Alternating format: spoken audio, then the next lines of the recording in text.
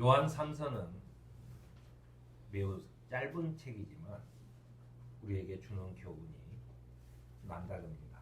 요한 3서에는 가이오라고 하는 믿음이 좋은 본보기와 디오드레베라고 하는 나쁜 본보기에 대한 이야기를 통해서 그리스도인들이 왜 그토록 열심히 믿는가?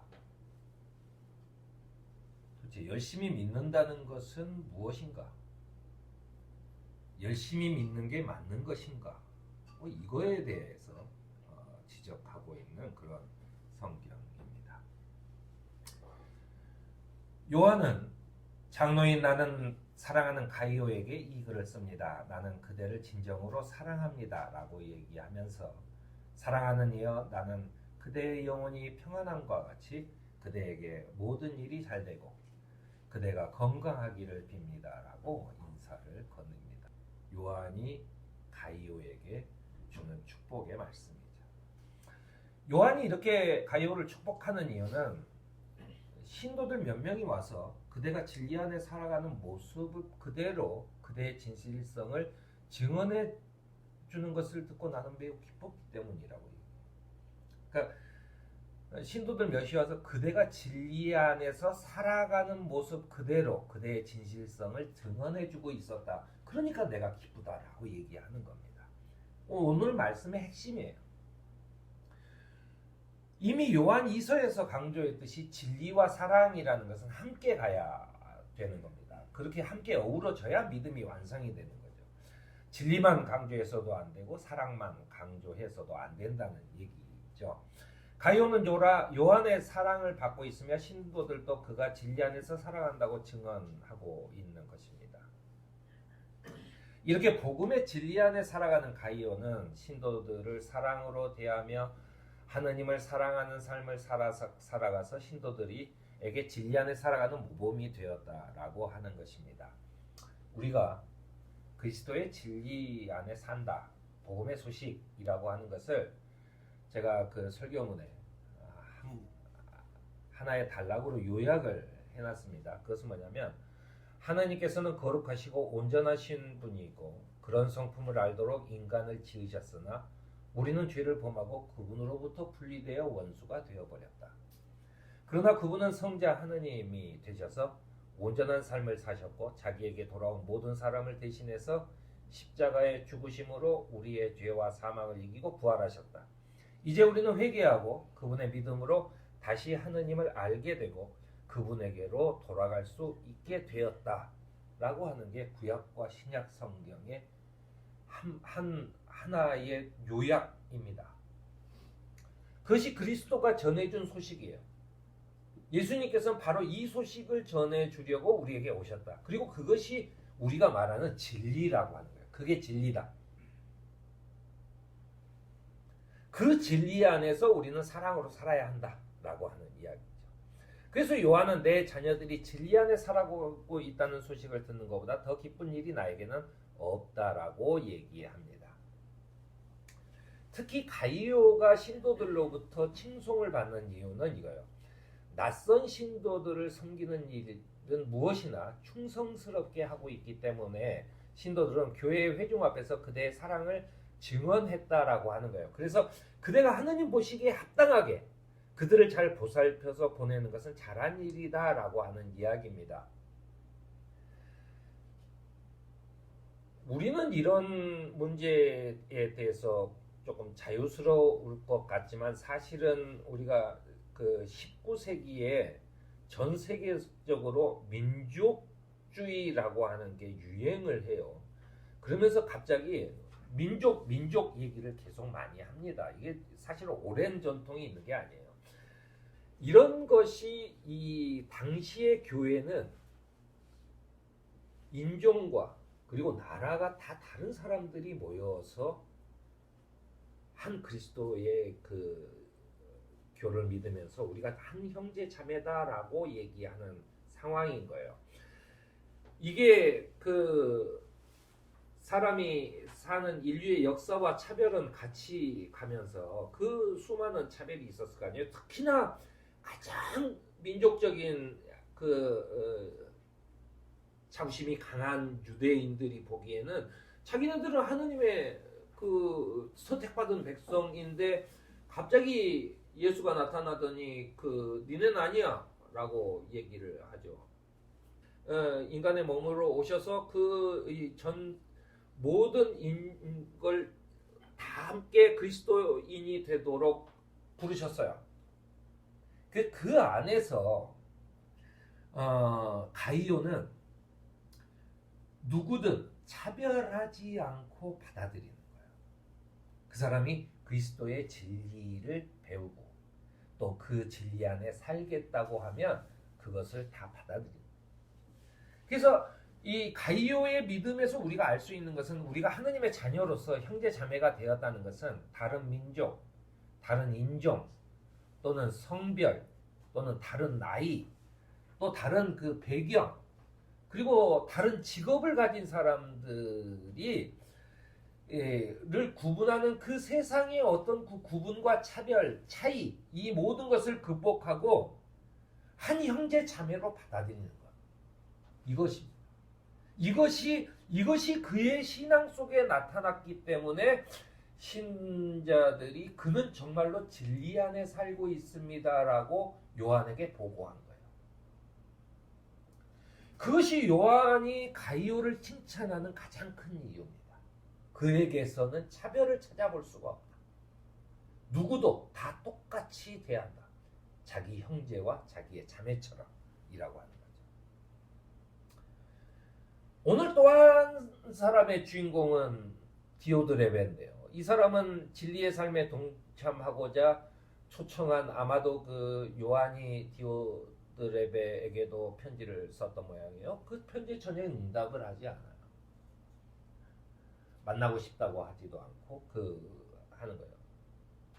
왜냐하면 디오드레베는 이미 그 자기가 어느 정도 그 교회에 자기의 지위와 위치가 굉장히 그 굳어진 거죠.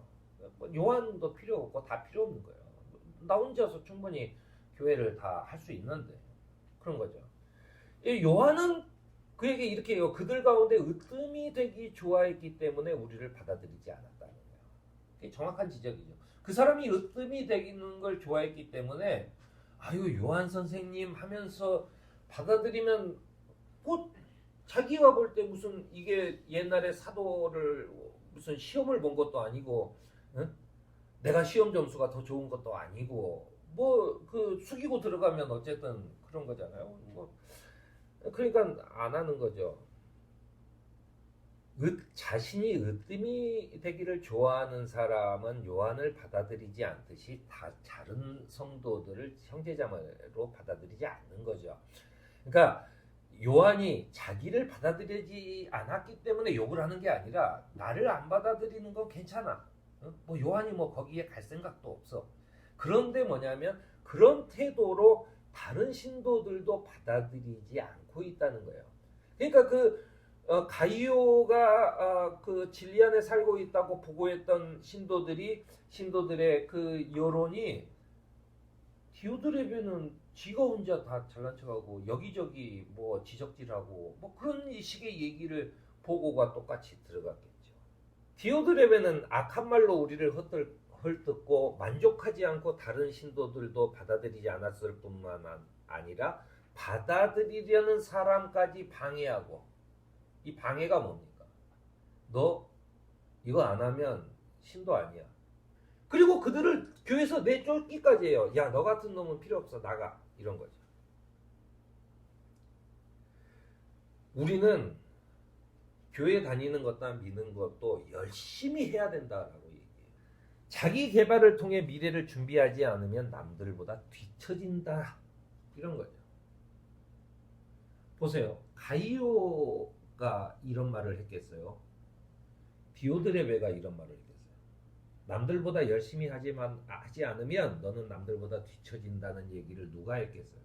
디오드레베가 하는 거죠. 우리 같이 형제 자매야 하는 사람은 너 열심히 해야 되는 것에 관심이 없어요. 그 사람이 하는 것 작은 것 하나라도 기쁘죠. 대견하고 기쁘죠. 자기가 으뜸이 되려고 하는 사람은 니넨 열심히 해야 돼. 내가 너보다 열심히야, 더 열정적이야. 어? 이렇게 자기 자신이 으뜸이 되기를 좋아하는 사람은 개인적인 야망, 그리스도의 복음을 위한 열심, 어? 이런 것을 서로 혼동해요. 그것은 그리스도에 대한 충성이 아니에요. 그건 개인적인 야망이죠. 20세기 초에 로버트슨이라고 하는 헬라어 학자가 짧은 논문을 하나 잡지에다 발표를 하는데요. 그 논문 제목이 뭐냐면 디오드레베는 교회의 두목이다 라고 하는 제목이에요. 이 사람이 끊임없이 전화를 받았대요. 그 잡지사가 그 기부금을 끊겠다고. 니네가 도대체 기부금을 끊겠다고 전화한 사람들은 바꿔 얘기하면 자기가 디오드레베라는 얘기잖아요. 그게 그리스도교의 현실이죠. 우리는 진리 안에 사는 사람들보다 디오드레베가 훨씬 더 많은 겁니다. 예수께서는 오늘 우리에게 이런 얘기를 합니다. 내가 진정으로 너희에게 말한다. 이 작은 사람들 가운데 하나에게 내 제자라고 해서 냉수 한 그릇이라도 주는 사람은 절대로 자기가 받을 상을 잃지 않을 것이다 라고. 이 말을 다른 데서도 이렇게 쓰는 것 같던데 분명히 내 제자라고 해서 냉수 한 그릇이라도 이 얘기입니다. 즉 형제 자매가 된 사람들에게 그렇게 냉수 한 그릇이라도 대접하려는 마음이 있다면 우리가 받을 상을 잃어버리지 않을 것이다 라고 하는 얘기입니다.